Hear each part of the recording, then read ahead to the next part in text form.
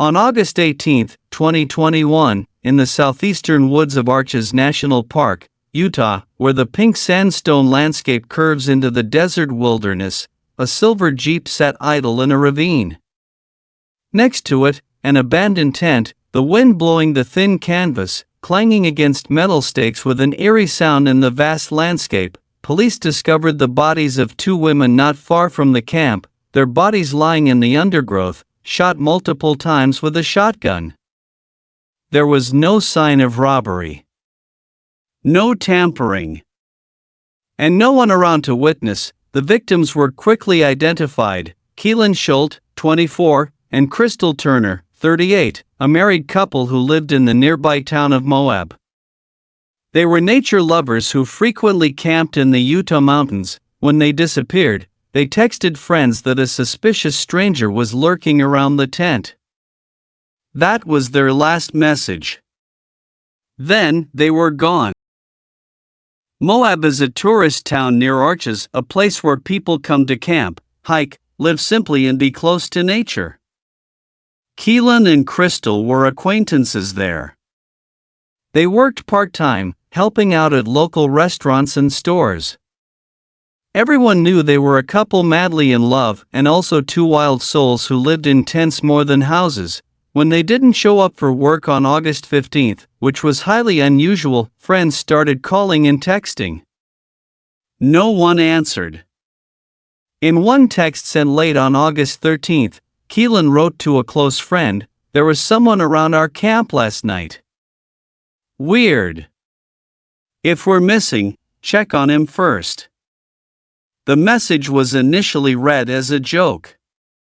But after 3 days, no one had seen them, their phones were unreachable, and the Jeep had not moved. Concerns mounted. On August 17th, a close friend, unable to wait for a response from the police, went searching the campgrounds himself. He followed his last clue, a location marked on Google Maps, and there, he found the first body. Partially covered by weeds, lying in a running position. A few feet away, the second body was found. Both had been shot multiple times, in the chest and back. They had been dead at least 48 hours before they were found. Moab police immediately cordoned off the scene. Investigators determined this was not a wild animal attack. There were no scratches, no signs of a struggle. They were ambushed, brutally murdered, and the killer disappeared without a trace. An FBI agent commented at a press conference, "The killer knew the area. He chose the perfect moment. And he killed the two women as if they had no chance of survival from the start." As soon as the victims' identities were announced, social media was flooded with pictures of Kylen and Crystal, bright smiles, tattooed arms, eyes full of love. But under those pictures were thousands of gloomy comments. They were killed just because they loved each other? A murder out of racism? Why in the middle of a national park, in the middle of peace, was this the place where they had to die? No one knew. But everyone felt one thing: something was terribly wrong with the deaths of two women who just wanted to live freely in nature. The Kylen and Crystal case has brought home a truth that many Americans would rather forget. Even in national parks, even in the midst of peaceful nature, hateful violence can happen. It doesn't come with banners or screams. It comes with silence, observation, ambush, and guns. And if society remains silent, then that silence is complicit. An article in The Guardian once said, "People are not victims because of who they love. They are victims because society allows people who hate them to carry guns." From the deaths of the two women, the Moab community, and even those who never met them, made a choice not to let this sink into oblivion. They hold memorials every year. They talk about camping safety. They teach their children that loving differences is no reason to be hurt. They reminded each other that sometimes, love must be protected by society, police patrolled more frequently. New warning signs were posted. Gay couples camping no longer felt alone. And every August, people lit candles at the spot where Kylen and Crystal's bodies were found, not to grieve, but to remind them this was where they fell in love. And that love would not be erased. At the second anniversary memorial, Kylen's best friend read an excerpt from her diary: "If I die in the woods, remember that I didn't die of fear. I lived fully. And if anyone loves me enough, tell my story as a song, not a scream." The friend continued, "We will tell it. Every year. Every generation. So that no one dies in silence." Amid the red rocks of Utah, where the sky is cloudless and the desert is sunny all year round, there is a story that was once blown away by the wind and silence, but then brought back by candlelight, the voices and actions of thousands of people. It is no longer a story of murder. It is a warning, a mourning, and a voice that cannot be silenced. Kylen Schulte and Crystal Turner did not die in an accident. They did not die because they made a mistake. They died because someone hated the way they loved, the way they were true to themselves. But if their killers wanted to erase them, they failed. Their names live on in scholarships, in organizations named after them, in songs, in paintings, and in candlelight vigils in Moab. They are icons, not because they were perfect, but because they did not hide, and were killed for it. At a city council meeting, a council member said bluntly, "We can't save Kylen and Crystal. But we can save the next ones, by not ignoring the danger, and by not pretending that it can't happen in Moab." Several other small cities in Utah, Arizona, and Colorado have begun to follow the Foundation's safe space model. The press calls it the Kylen Crystal effect, where a tragedy leads to a network of positive action. On social media, thousands of people have shared Kylen's famous quote, "If someone hates you because you love women, then they are the ones who need help." The quote has become the slogan for a campaign for LGBTQ education in schools across the western United States. Kylen and Crystal's family established two scholarships: Kylen Schulte Scholarship, for female students who want to study environmental, ecological, and natural conservation; Crystal Turner Scholarship, for LGBTQ students who overcome adversity to continue their education. One of the first students to receive the scholarship wrote in her essay, "I am transgender. I wanted to give up everything. But the story of these two girls showed me, beautiful love is worth protecting. I will live on, so as not to waste their deaths." "We thought camping was safe," one Moab resident said at the one-year memorial. "We thought racism was just talk. We thought no one would get killed for loving the wrong person. Kylen and Crystal woke us up." After Kylen and Crystal's deaths, Moab was never the same. Not because people lived in fear, but because they began to live more consciously. The deaths of these two women, tragic and unexplained, left a legacy: love protected, truth respected, and safety redefined. A month after the murders, the families and friends of the two victims founded the Kylen Crystal Foundation, with three main goals: 1. To protect LGBTQ rights in rural areas, where prejudice and discrimination still prevail; 2. To organize safe camping programs, especially for same-sex couples and women; 3. To provide scholarships and mental health support to LGBTQ youth living in small communities, where they are often hidden. In just the first 6 months, the foundation received more than $500,000 in donations from all over the United States. The case prompted local officials to rethink several policies. Security cameras and warning signs were installed at free campsites around Arches and LaSalle. Moab police deployed rapid response teams to check campsites for suspicious reports, including from private messages. Stores and businesses began posting safe space labels, pledging to not discriminate against LGBTQ people. The night after the funeral, the entire town of Moab turned off its lights for an hour. From 8 to 9 p.m. hundreds of candles were placed along the main avenue. People, many of whom had never met Kylen or Crystal, walked in silence, candles in hand, tears in their eyes. A local musician played "Somewhere Over the Rainbow" on the ukulele. A group of high school students read poems in remembrance. And in that moment, Moab mourned not just the two people who had died, but the world they might have been. Kylen's friends created a words left unsaid notebook where people wrote letters to the two women who had died. One wrote, "I never told you how much I admired you. The way you lived. Loved each other, asked no one for permission to exist. I wish I had that courage."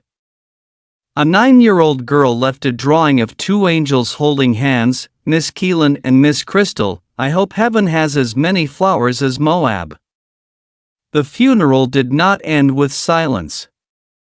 It ended with a vow from hundreds of people not to let them die again in oblivion. "When people who dare to live their truth are killed, silence is the next crime," said one event organizer. And we choose not to be silent. Kylen Schulte and Crystal Turner's funeral took place on a September afternoon in the town of Moab, under a sky as red as the sandstone slabs they had walked on, loved, and thought they would spend the rest of their lives with.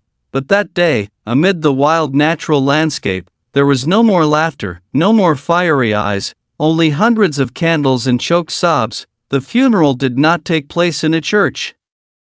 At the family's request, the memorial was held in the open field where Kylen had celebrated her birthday. Everyone sat on wooden chairs, under the fabric flags Crystal had sewn herself, surrounded by wildflowers, something they had always loved more than elaborate decorations. Two portraits were placed side by side, one of Kylen riding a horse, her hair flying in the wind, the other of Crystal sitting by a campfire, her eyes staring into the distance.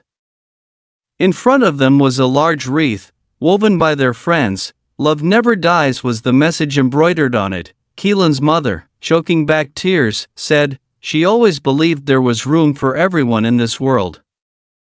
She used to say, if someone hates you because you love women, then they're the ones who need help." Crystal's best friend, a woman named Jess, stood up in the crowd, not holding a notepad. "I'm not here to talk about death. I'm here to talk about two people who lived their lives without ever being afraid to be themselves. And if you think killing them will silence us, you don't know Crystal and Kylen." In May 2022, the Grand County Sheriff's Department held a press conference. They announced, based on the evidence collected, witness statements, and the suspect's handwriting, we have concluded that Adam Pinkasiewicz is the killer of Kylen Schulte and Crystal Turner. He committed suicide. Case closed. There was no trial. No confrontation. No final words. Just the truth. The killer did not live to hear his name called. Kylen's mother told the media, "I don't care how he died. All I know is that my daughter didn't deserve to die like that. And I never heard why." "I don't want him executed," said a friend of Crystal's. "I just want him to hear all that those two women brought to the world, before he takes their lives." On March 5, 2022, Iowa police coordinated with Utah police to confirm Adam Pinkasiewicz was dead, a self-inflicted gunshot wound in his RV in the suburbs of Waterloo.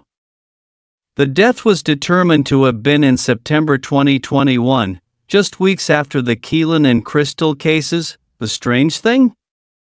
No one reported the body.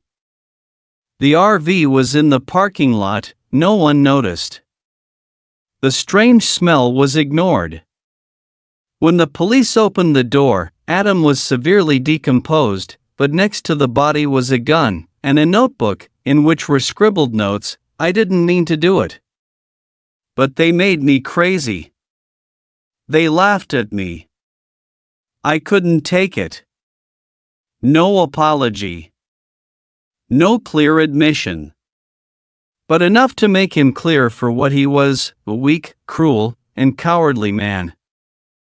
When the name Adam Pinkasiewicz was mentioned, the team felt like there was a light in the tunnel.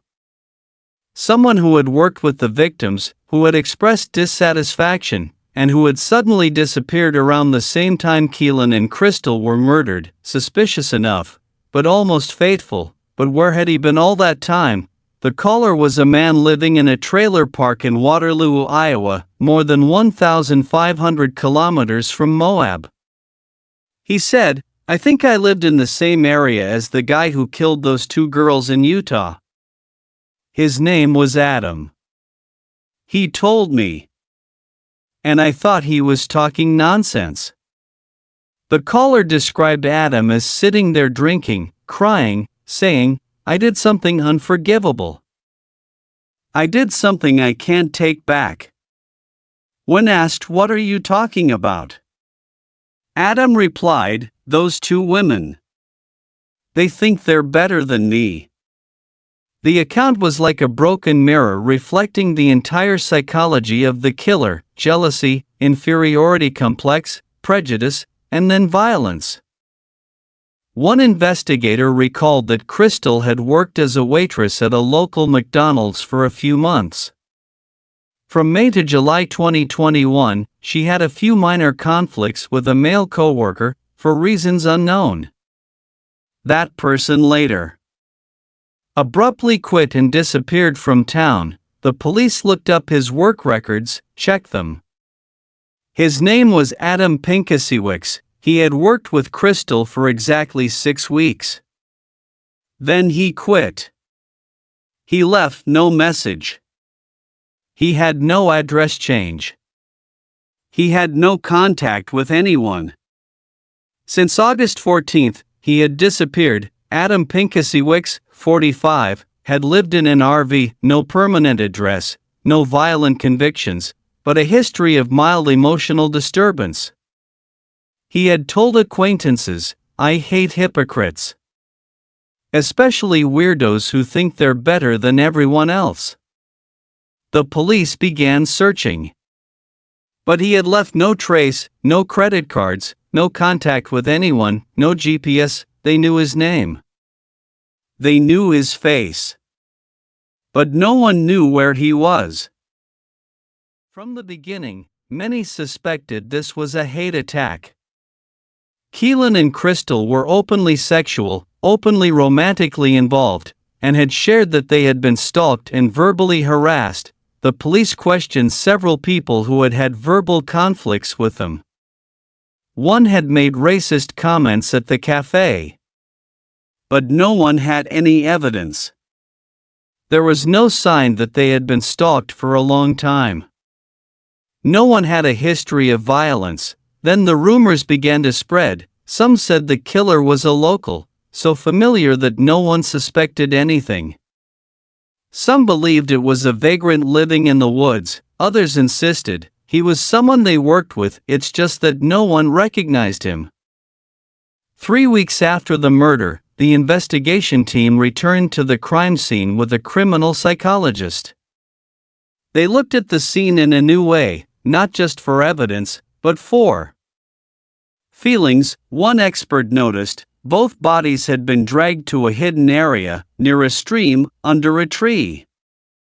The killer didn't just shoot, he hid the bodies. A common behavior for someone who had a relationship, at least a prior acquaintance with the victim. The killer may not want to look at them after the murder.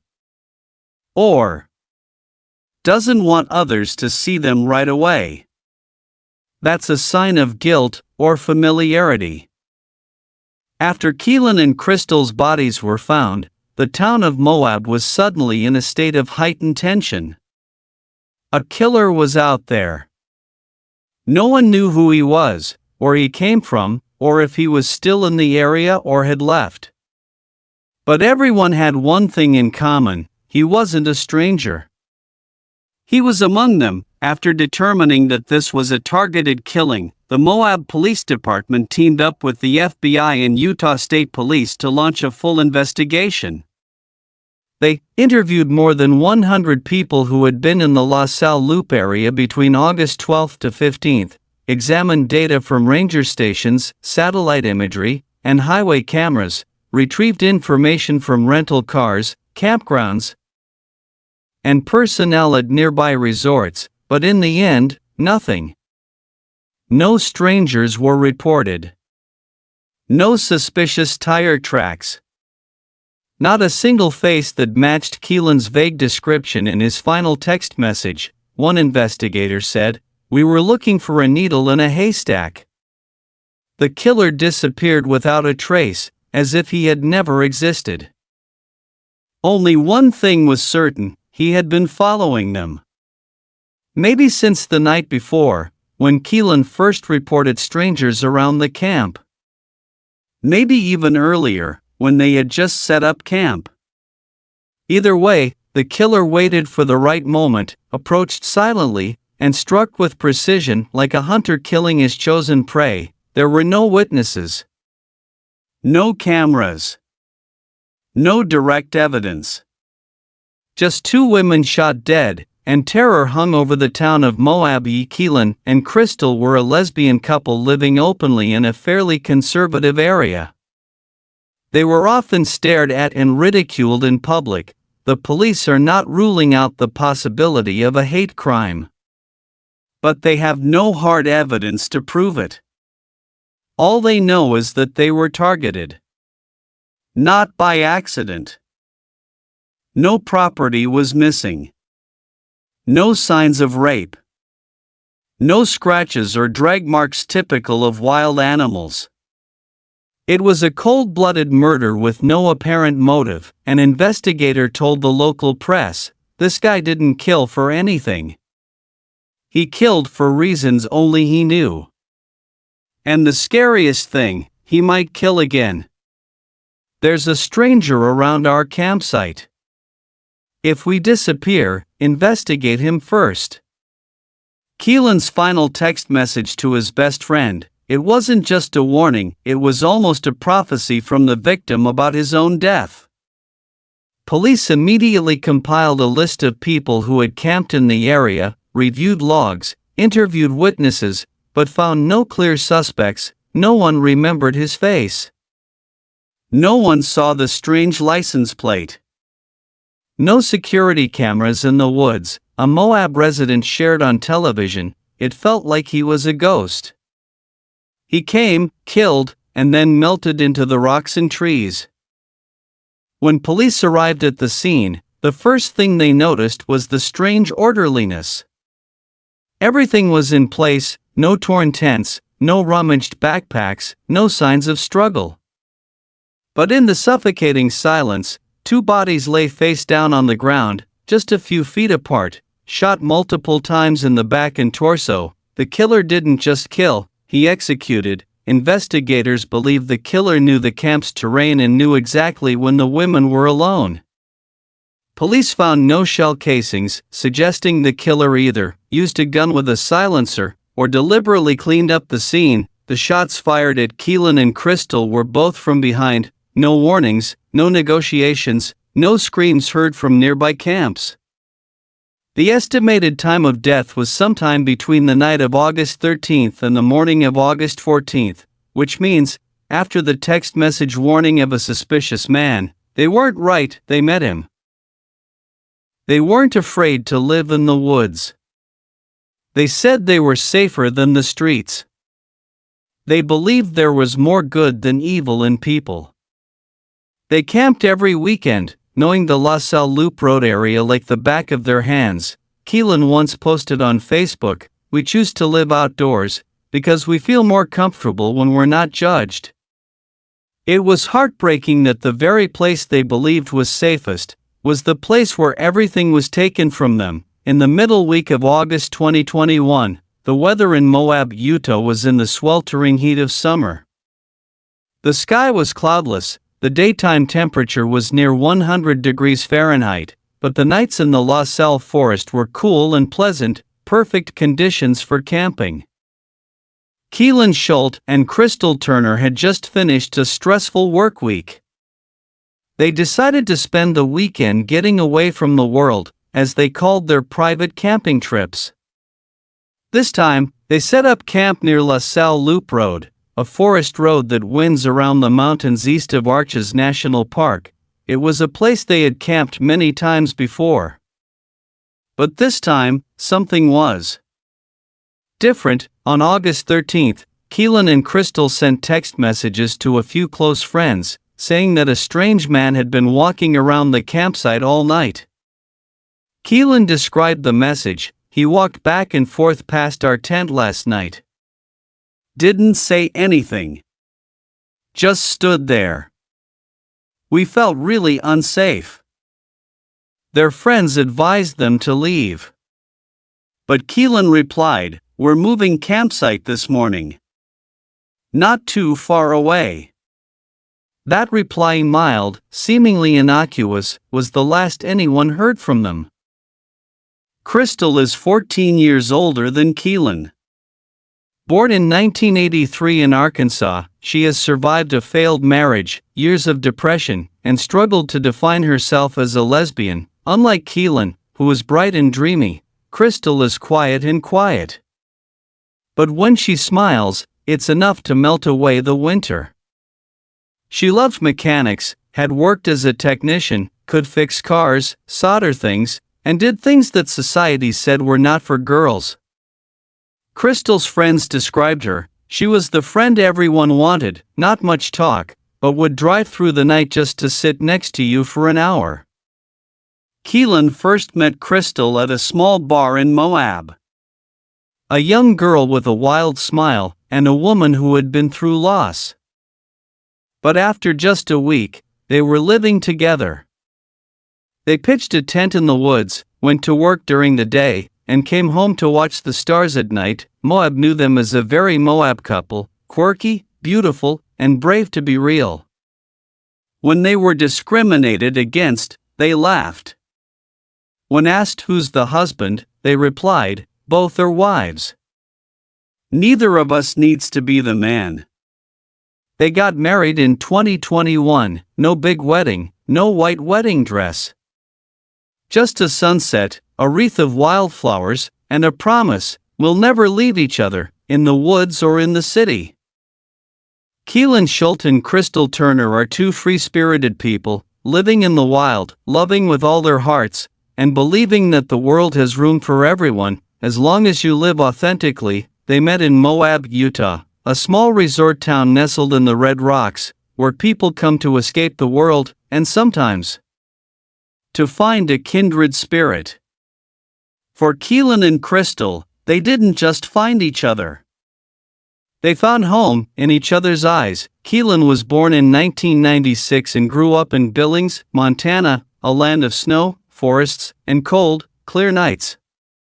She has loved the mountains since she was a child, often accompanying her father on camping trips, learning how to make fires, pitch tents, and red paper maps instead of Google Maps. She has platinum hair, a clear voice, and wild eyes.